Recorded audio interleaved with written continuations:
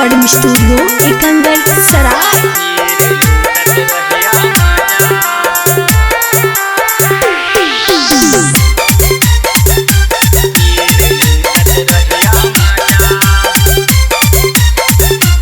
Presented by किसका films. पीले ही औदरुआ मौगी धारे देना पांजा, पीले ही औदरुआ मौगी धारे देना पांजा।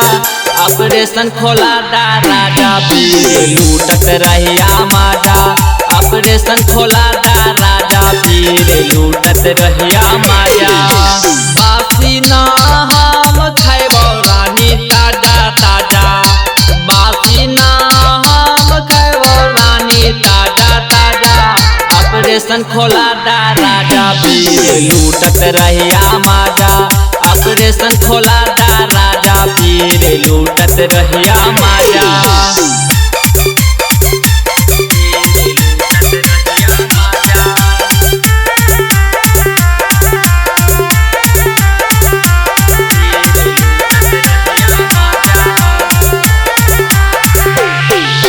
मम्मी जी के पोसल दहिया होता रामा दामा, बेरी बेरी करा राजा बिना कभर के कामा।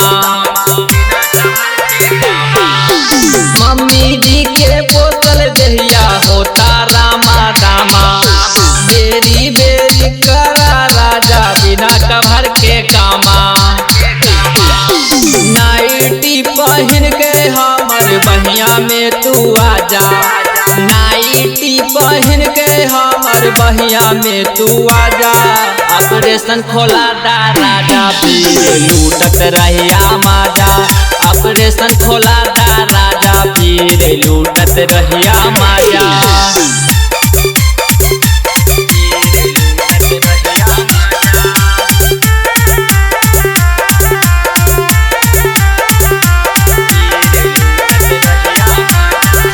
रिकॉर्डिंग स्टूडियो एकंगर सराय।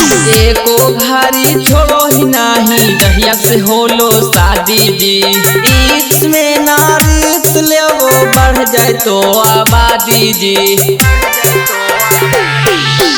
एको भारी छोड़ो ही नहीं दहिया से होलो शादी जी, इसमें नारित लेवो बढ़ जाए तो आबादी जी।